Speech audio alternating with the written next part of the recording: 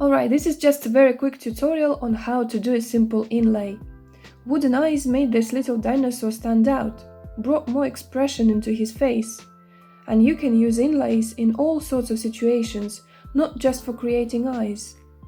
So you're going to need your piece, then your favorite carving knife, a piece of wood of a different color, in my case is tulip wood, a small gouge, some super glue, a saw, and Dremel or any rotary tool, or even a sanding belt.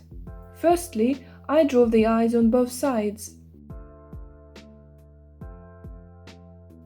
Then I take a gouge and simply rotate it a few times, so that I'm left with this round shape. You could do the same with a knife, of course, but gouge is simply quicker and gives the right shape straight away. Now take the piece of wood and define approximately the size needed for the filling. Important thing, make it a bit bigger than the actual hole is. Shape them with your knife, remove the corners. Now another very important thing. This is the trick that helped me to make good inlays. Leave the top part a bit bigger, so that the piece looks like a little cone. The narrow part should fit comfortably into the hole, but let the rest be much larger. This way you won't have any space between your wood, and the inlay will look seamless. So first I'm trying them out, just see if they are of the perfect size. Then I put some glue and stick the wood into its place, and I let it dry.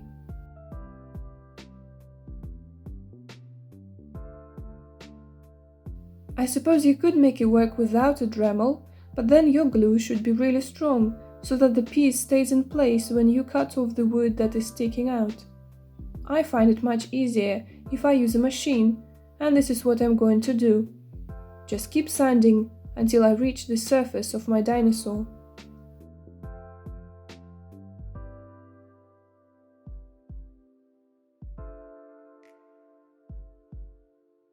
It is the perfect size of the inlay thanks to the little trick I shared with you. Make your inlay slightly bigger on top, and you won't have any problems. I hope you find it useful.